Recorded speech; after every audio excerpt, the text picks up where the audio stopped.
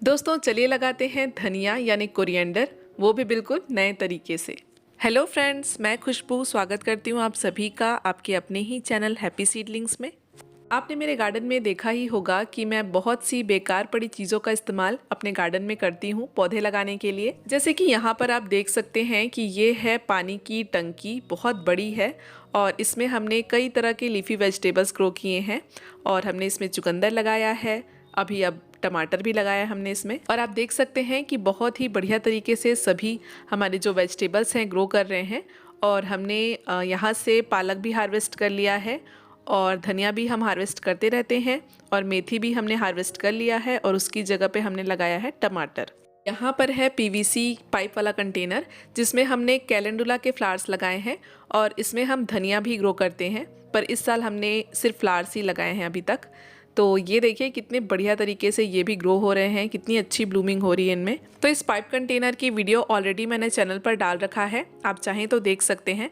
मैं आई बटन पर इसका लिंक दे दूंगी या फिर मैं एंड स्क्रीन में डाल दूंगी, आप वहाँ से देख सकते हैं। तो इसी तरह से हम अपने गार्डन में बेकार पड़ी चीज़ों का रीयूज़ करते रहते हैं, क्योंकि एक गार्डनर के लिए कोई भी चीज़ वेस्ट नहीं होती है। तो आज हम इस बड़े से बांस की टोकरी में या कहें कि टोकरे में धनिया लगाने वाले हैं। जो भी लोग छत्तीसगढ़ से हैं उन्हें पता होगा कि इस बड़े से बांस के टोकरे को क्या कहते हैं, तो कमेंट करके जल्दी से सभी को बता दें कि क्या कहते हैं इसे, और मैं नेक्स्ट वीडियो में आप सभी को बताऊंगी। अगर आपके पास ये बड़ा वाला टोकरा नहीं है तो आप छोटी वाली टोकरी में भी लगा सकते हैं और मैं इसके फ़ायदे भी बताऊंगी कि क्यों हमें इस तरह से धनिया लगाना चाहिए और इसमें ग्रो करना चाहिए। तो बने रहिएगा लास्ट तक और वीडियो पसंद आती है तो लाइक ज़रूर कीजिएगा। तो चलिए स्टार्ट करते हैं आज की वीडियो। तो इसके लिए आपको चाहिए एक बड़ा सा बांस का टोकरा और इसके ऊपर हम लगाएंगे सन की बोरी। आपको सन की बोरी ही लेनी है, इस तरह की होती है, ये देखिए। अब इसमें अच्छी तरीके से हम मिट्टी को फिल कर देंगे और मिट्टी बनाने के लिए हमने इस्तेमाल किया है 60% के करीब लिया है गार्डन सॉइल यानी कि मिट्टी। 30% के करीब आप खाद ले लीजिए, जो भी खाद आपके पास हो। हमने लीफ मोल्ड यानी पत्ते की खाद का इस्तेमाल किया है। ये वेट में बहुत ही हल्की होती है और इससे हमारी बहुत ही वेल ड्रेन मिट्टी बनकर के तैयार होती है। बाकी जो 10% है उसमें आप राइस हस्क या फिर कोकोपीट का इस्तेमाल कर सकते हैं। अगर आपके पास नीम की खली का पाउडर है तो आप इसमें 2 से 4 मुट्ठी जरूर ऐड करिए। इसके बाद अच्छी तरीके से नीम के पाउडर को आप इसमें मिक्स कर लीजिए। आप चाहें तो मिट्टी बनाते समय भी इसको डाल सकते हैं।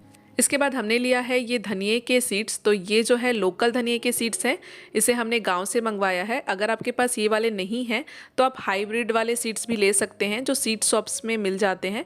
10 या 20 रुपए के आपको मिल जाएंगे एक पैकेट। तो इन बीजों को हमने 2 भागों में अलग अलग कर लिया है और लगभग 24 घंटे हमने इसे पानी में भिगा करके रखा था। अब इस तरह से हाथों की मदद से हम बीजों को रैंडमली इसमें स्प्रेड कर रहे हैं।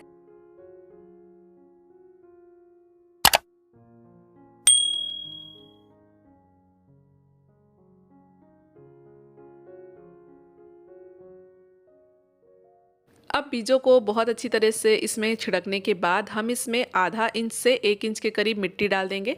सेम मिट्टी का इस्तेमाल हम कर रहे हैं जिसको हमने इसमें डाला है।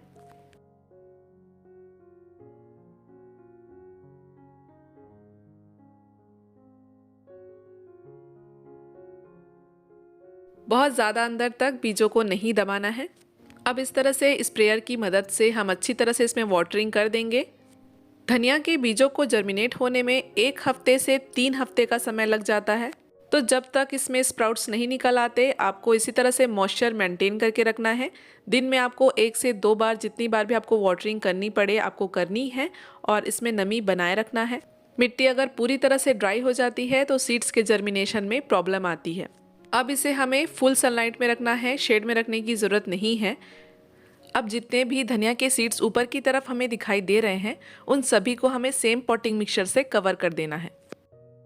दोस्तों ये है पूरे 24 दिनों बाद का रिजल्ट। धनिया हमें दिखाई दे रहा है, यानी कि ट्रू लीव्स इनमें आने लगे हैं और इस बांस की टोकरी में हमें 100% जर्मिनेशन मिला है, आप देख सकते हैं। ये है 27 दिनों बाद का रिजल्ट। ये है पूरे 30 दिनों बाद का रिजल्ट और इस स्टेज पर आप अपने धनिया की हार्वेस्टिंग ले सकते हैं या चाहें तो थोड़े और बड़े भी कर सकते हैं। देख सकते हैं कि हमारे धनिया के पत्ते कितने शाइनी और कितने सुंदर लग रहे हैं, बहुत ही हरे भरे से। ये है 40 दिनों बाद का रिजल्ट। तो चलिए मैं बता देती हूँ कि इस तरह के बांस की टोकरी में धनिया लगाने के कौन कौन से फायदे हैं। इस तरह के बांस की टोकरी में धनिया लगाने से एरिएशन बहुत अच्छे से होता है, यानी कि हवा का आदान प्रदान होते रहता है, जिससे जड़ें मजबूत होती हैं, अच्छी तरीके से फैलती हैं और हमें अच्छी हार्वेस्ट मिलती है। इसमें ओवर वाटरिंग या अंडर वाटरिंग की कोई भी तरह की समस्या नहीं होती है, जिससे कि सीडलिंग्स के ले डाउन की प्रॉब्लम यानी कि लुढ़कने की समस्या भी नहीं आती है। जैसे ही आप इसमें पानी डालते हैं, एक्स्ट्रा वाटर बहुत ही ईजिली ड्रेन आउट हो जाता है और जितना पानी इसे चाहिए ये जो सन की बोरी है ये सोख लेती है और जड़ों तक पहुंचाती है। धनिया से अच्छी फसल लेने के लिए आपको इसे पूरे दिन की धूप में रखना है, यानी कि जितनी ज़्यादा से ज़्यादा धूप आप इसे दे सकें। और पानी के लिए आपको ध्यान में रखना है कि इसमें हल्की सी नमी बनाकर रखना है, ज़्यादा मिट्टी को सौगी नहीं होने देना है।